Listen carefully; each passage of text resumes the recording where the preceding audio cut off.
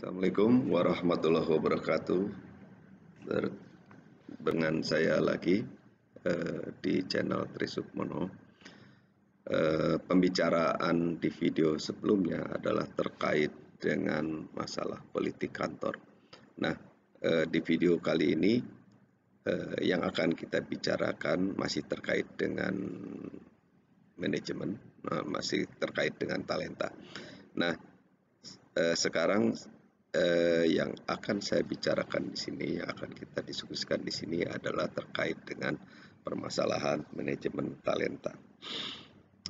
Apa itu manajemen talenta? Manajemen talenta itu proses yang digunakan oleh perusahaan atau organisasi untuk mengantisipasi dan memenuhi kebutuhan human capital, modal sumber daya manusia. Nah, untuk apa itu adanya manajemen talenta? Manajemen talenta itu dilakukan agar dapat mencari orang yang tepat dengan kompetensi yang tepat dan untuk posisi yang tepat gitu. Nah, jadi pada intinya manajemen talenta itu sebetulnya ada untuk posisi manajerial, ada untuk menyeleksi orang-orang yang akan ditempatkan sebagai pimpinan manajerial atau pimpinan yang eksekutif. Nah, jadi ini masih berhubungan dengan pembahasan kemarin terkait dengan politik kantor. Kalau politik kantor itu kan dipenuhi dengan berbagai trik politik, kelompok, dan sebagainya. Nah, tidak jauh dengan hal itu, demikian juga dengan manajemen talenta. Manajemen talenta itu juga kalau dikelola dengan baik, dengan fair, istilahnya dengan adil, maka akan diperoleh calon-calon manajerial, calon-calon pemimpin eksekutif yang handal, yang cocok, yang kompetensinya tepat. Itu. Nah, apa pentingnya manajemen talenta? Manajemen talenta pentingnya adalah kepentingannya untuk memengaruhi kompetensi dan kesuksesan organisasi. Otomatis manajemen talenta akan berpengaruh terhadap kesuksesan atau kinerjanya suatu lembaga, suatu organisasi.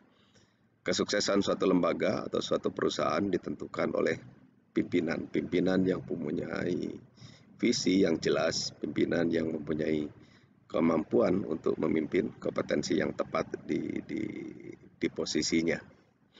Nah, kalau keliru menempatkan, otomatis kinerja perusahaan juga jadi menurun gitu. Pemimpinan yang tidak punya inovatif, tidak punya kemampuan inovatif, tidak punya kemampuan persuasi, tidak punya kemampuan komunikasi, biasanya akan berakibat pada menurunnya kinerja organisasi. Dan itu sudah banyak terbukti ya gitu. Suasana kantor atau suasana perusahaan ketika dipimpin oleh orang yang punya kompetensi, maka perusahaan itu biasanya organisasinya itu akan maju. Tetapi sebaliknya apabila dipimpin oleh orang yang tidak punya visi, tidak punya kompetensi, tidak punya inovasi, maka kinerja organisasi juga menjadi turun. Kepentingan berikutnya adalah untuk karyawan, itu terkait dengan memengaruhi terhadap arah dan kecepatan karir karyawan gitu. Yaitu yang menjadi harapan karyawan adalah dengan adanya manajemen talenta itu bisa menduduki, memperoleh promosi ya, promosi jabatan di tempat yang lebih tinggi, tapi dengan cara yang fair, dengan cara yang adil gitu ya. Nah, cara pemenuhan atau cara pemenuhan talenta itu biasanya ada dua cara, yaitu yang pertama misalnya perusahaan itu atau organisasi itu merekrut dari luar ya, merekrut pimpinan-pimpinannya perusahaan dari luar, misalnya dari universitas dengan nilai IPK yang tinggi dan sebagainya. Tapi ini punya kelemahan kalau merekrut dari luar, artinya perusahaan atau lembaga harus melakukan pelatihan kembali terhadap calon-calon pimpinan ini, jadi harus dilatih kembali. Jadi ada biaya lagi untuk pelatihan karena mereka belum paham betul apa yang menjadi visi tujuan perusahaan atau belum paham betul terkait dengan posisi pekerjaan yang akan didudukinya. Nah, kemudian ada juga yang manajemen atau pemenuhan talenta itu dipenuhi dengan pemenuhan dari dalam. Artinya perusahaan atau lembaga memberikan pelatihan kepada semua karyawan yang berpotensi, kepada semua karyawan memberikan pelatihan, kemudian diseleksi dan diuji, hasilnya yang ranking teratas, yang punya nilai teratas itu masuk dalam kelompok calon-calon pemimpin atau calon-calon manajerial di perusahaan. Nah, masalahnya adalah ketika ini manajemen talenta itu dijalankan, tidak semua karyawan, tidak semua pegawai ternyata mempunyai kesempatan yang sama. Jadi konsep adilnya di dalam tata kelola manajemen talenta adalah semua karyawan, semua pegawai diberikan kesempatan yang sama, memperoleh pendidikan pelatihan yang sama, kemudian juga diberi kesempatan untuk mengikuti ujian yang sama. Kalau di sektor pemerintahan yang sudah dijalankan oleh Direktorat Jenderal Guru Tenaga Kependidikan, itu semua guru memperoleh kesempatan yang sama untuk mengikuti pelatihan profesi guru. Jadi sebagai bekal untuk dia mendapatkan sertifikasi sebagai orang yang punya profesi di bidang pendidikan, di bidang pengajaran. Jadi semua guru memperoleh kesempatan mendapatkan pelatihan yang sama, kemudian juga mendapatkan tes ujian yang sama. Kemudian dari hasil ujian itu sebetulnya semua peserta lulus. Cuman nanti yang berhak mendapatkan sertifikasi, sertifikat profesi itu sebagai guru adalah orang-orang yang telah memenuhi nilai standar minimal kelulusan untuk mendapatkan sertifikat sebagai guru yang profesional, seperti itu. Jadi konsep keadilannya adalah diberikan dulu kesempatan yang sama untuk memperoleh pelatihan. Setiap orang diberikan kesempatan yang sama, setiap manusia yang ada di perusahaan atau organisasi diberikan kesempatan yang sama. Kalau itu tidak diberikan kesempatan yang sama, artinya di sini ada ketidakadilan terhadap karyawan gitu ya.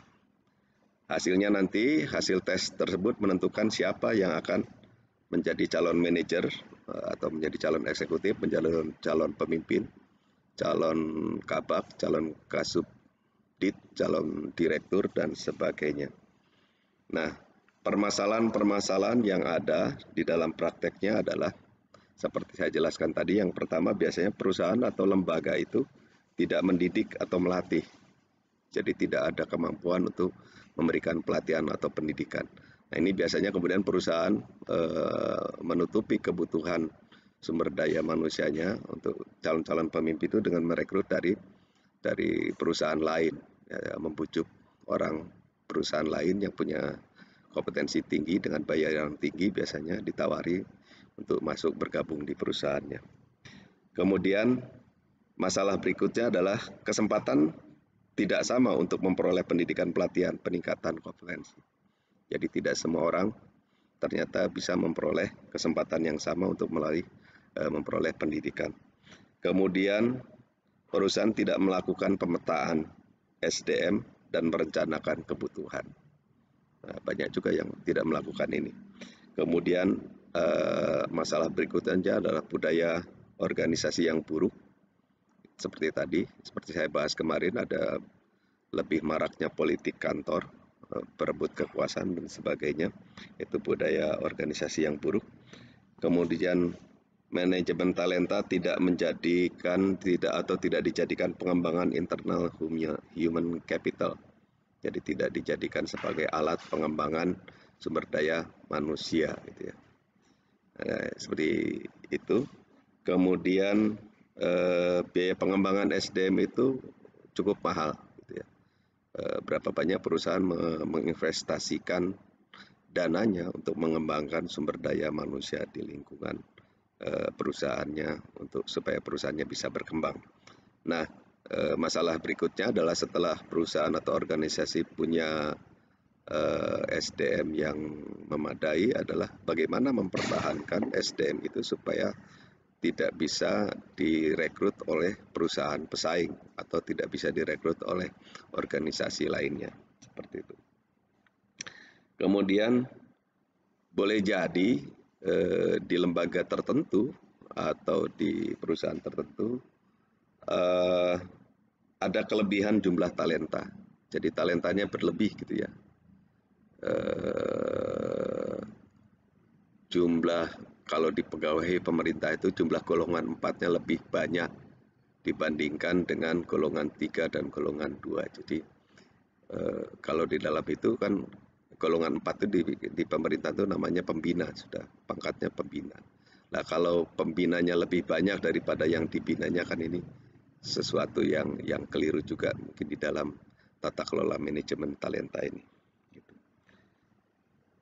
Kemudian yang masalah terakhir adalah biasanya rencana promosi itu tidak dijalankan dengan benar.